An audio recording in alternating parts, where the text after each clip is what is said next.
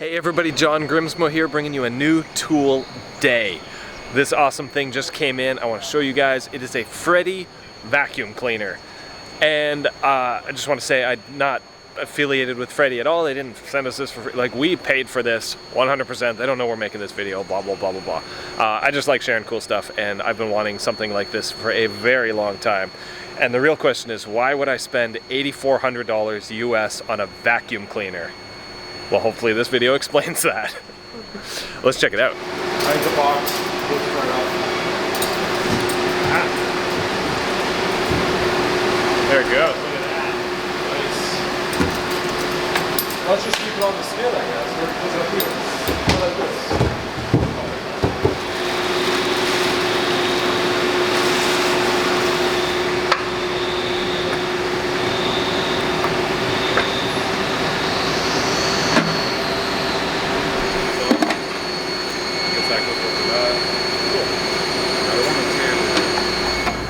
So, we've had this Freddy now for a few months. The guys have used it quite a bit. I just want to go over some of the features with you, and everybody seems super extremely happy with it. This is the Ecovac 200. It's the bigger one. They make a 300, but they don't sell very many of them.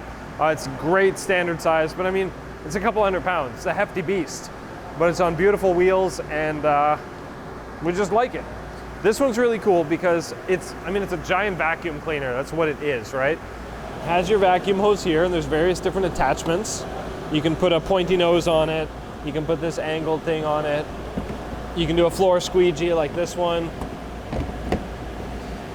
And then suck out all the coolant from the coolant tank. We did add this tub. We stuck 2 pieces of wood down through the kind of casters and area and stuff. And then we just added this bucket here, which this was Angelo's idea. And it just helps us put the drippy schnozzle like somewhere, so you're not dripping all over the floor. It's a nice, quick little addition. It's kind of rickety and not permanent, not ideal, but it's great proof of concept that helpful. So basically, when the coolant gets sucked in, this is an add-on that we got recently that does a pre-filter. So we have a coarse filter at the top and then a fine filter at the bottom. I think it's like 100 micron at the top and 10 micron on the bottom or something like that. We got a few different kinds. Coolant gets sucked down. In your tank, you got clean coolant. And the cool thing with this unit is it will also pump the coolant back into the tank. Some of the cheaper models don't have that feature.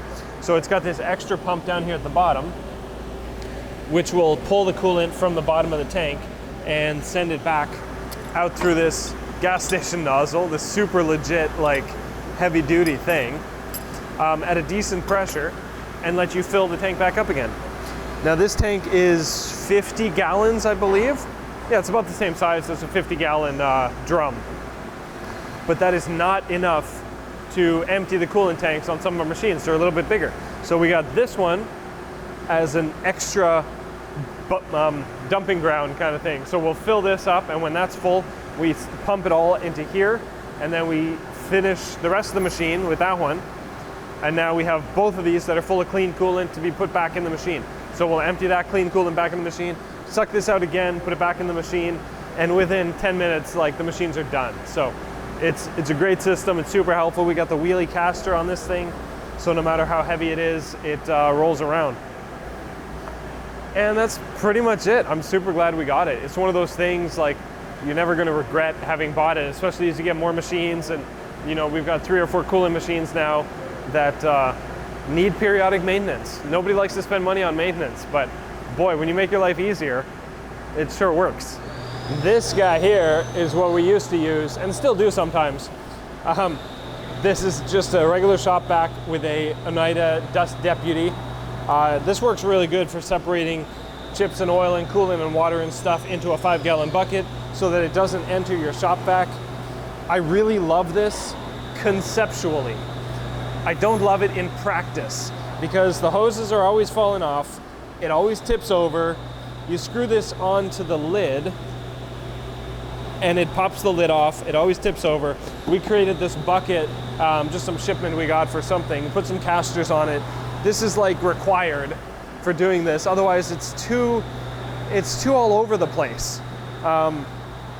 So it's always, we've had this for like 8 years. It's always been annoying to use, but I love it, but I hate it.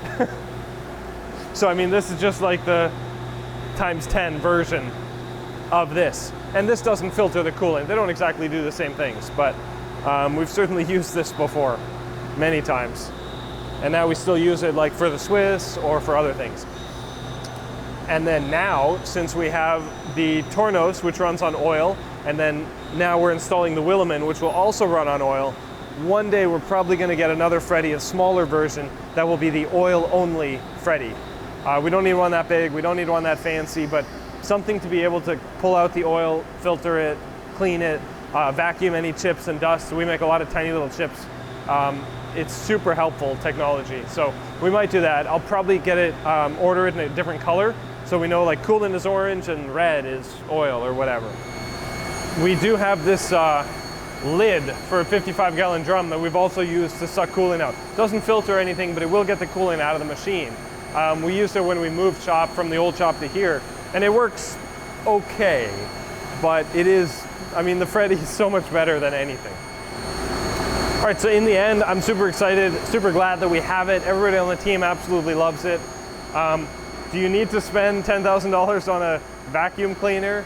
I don't know, probably not. We did, I'm really glad we did. And maybe your shop is there already. Maybe it'll get there one day, maybe not, but we're enjoying it. So, yeah. All right, thanks for watching, everybody. See you on the next one.